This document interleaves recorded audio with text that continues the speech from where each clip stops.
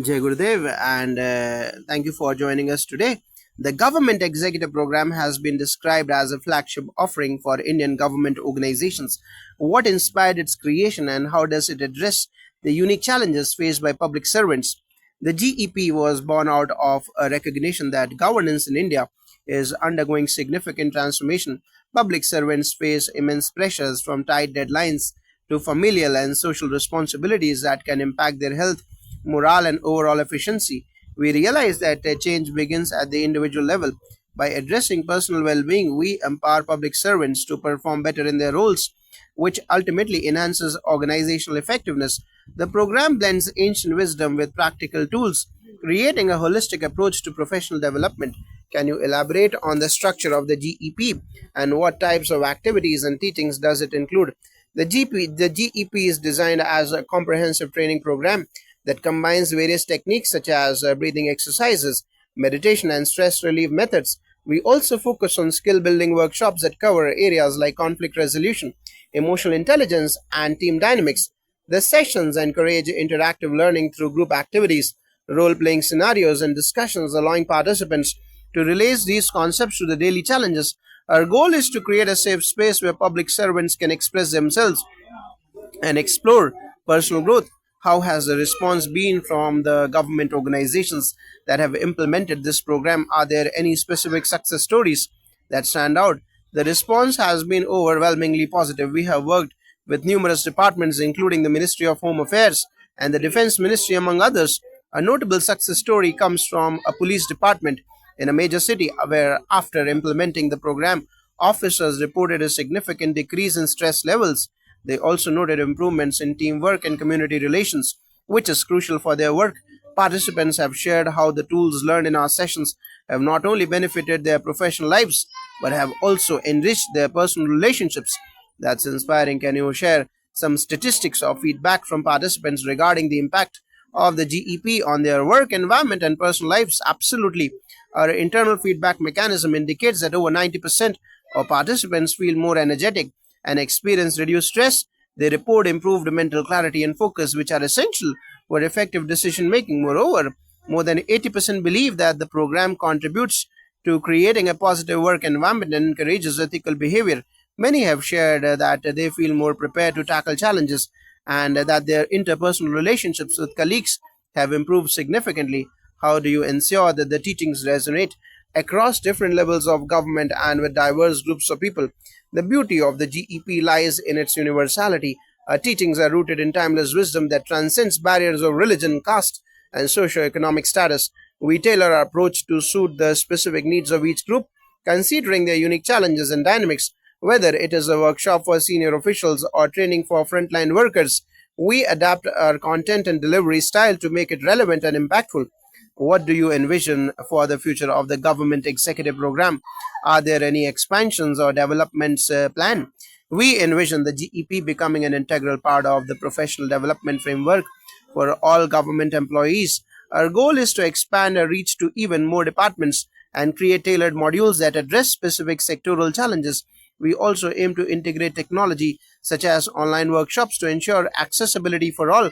Ultimately, we want to create a ripple effect, fostering a culture of well discipline and efficiency within the public sector. Thank you for sharing these insights. As we wrap up, what final thoughts would you like to leave with our audience about the importance of personal well being in public service? I would emphasize that personal well being is the foundation of effective public service. When individuals are healthy, balanced, and fulfilled, they are better equipped to serve their communities. The challenges faced by public servants are significant, but by investing in their personal development, we can transform not only their lives but also the organizations they represent. Each small change contributes to a larger shift towards a more compassionate and efficient governance system. Thank you for this opportunity to discuss our work. Thank you for your time and for the important work you do with the government executive program. Let's dive deeper, Jai Gurudev, into the specific aspects of the Art of Living programs tailored for government officers. Can you elaborate on how these programs differ from traditional training methods typically used in government organizations? Traditional training often focuses heavily on technical skills and knowledge relevant to specific roles. While that's important, the Art of Living programs address the holistic development of individuals. We emphasize soft skills, emotional resilience, and stress management, which are often overlooked. Our approach encourages self reflection, mindfulness, and collaboration, fostering a deeper understanding of interpersonal dynamics. This is crucial in government roles where teamwork and communication are key to effective service delivery. How do you incorporate the concept of mindfulness into these programs, and what benefits have you observed from its application among participants? Mindfulness is a cornerstone of our training. We introduce practices such as meditation and breathing exercises that help participants develop awareness and presence. This not only reduces stress but also enhances decision making and creativity. Participants report feeling more centered, which allows them to respond to challenges rather than react impulsively. Many have shared that mindfulness has improved their ability to manage conflicts and foster better relationships with colleagues and the communities they serve. That is fascinating. Can you discuss how the program supports emotional intelligence among government officers? Why is this particularly important in their roles? Emotional intelligence is crucial in public service as it enhances empathy, communication, and conflict resolution skills. A program includes exercises that help participants recognize their emotions and the emotions of others, facilitating better understanding in their interactions. This is particularly important in government roles where officials often deal with diverse populations and sensitive issues. Participants find that improved emotional intelligence leads to more effective public engagement and a more compassionate approach to service. You have mentioned that the programs have received positive feedback. Can you talk about any specific metrics or tools that used to evaluate the effectiveness of the GEP? We utilize a combination of qualitative and quantitative feedback mechanisms. Pre and post program surveys help us gauge changes in participant stress levels, job satisfaction, and interpersonal skills. We also conduct follow up interviews and group discussions to gather insights into how they are applying what they have learned.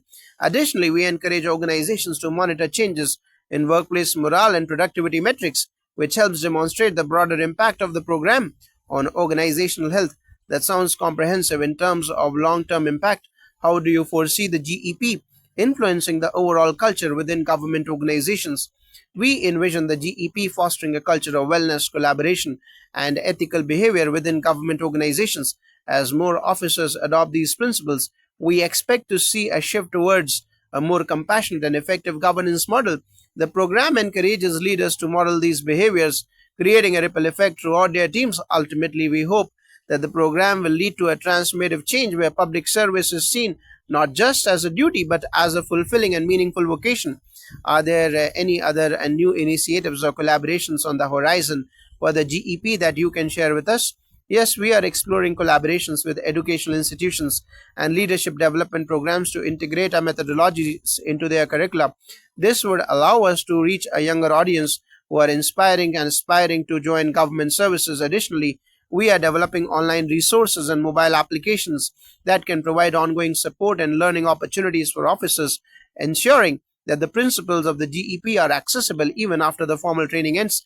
That's exciting. Lastly, for individuals who may be skeptical about the benefits of such programs, what would you say to encourage them to participate? I understand skepticism is natural, especially when faced with new approaches. I would encourage individuals to approach the GEP with an open mind. The practices we teach are simple yet profound, rooted in universal principles that have stood the test of time. By investing just a small amount of time in personal development, they can experience significant improvements in their overall well being and professional effectiveness. The transformations we have seen in participants are truly inspiring, and I invite them to experience it for themselves. Thank you so much for sharing these valuable insights. It is clear that the government executive program has a meaningful impact on public servants, and we appreciate your dedication to this important work. Thank you for the opportunity to discuss our programs. We believe that by nurturing individuals, we can create a more effective and compassionate public service. Jai Gurudev.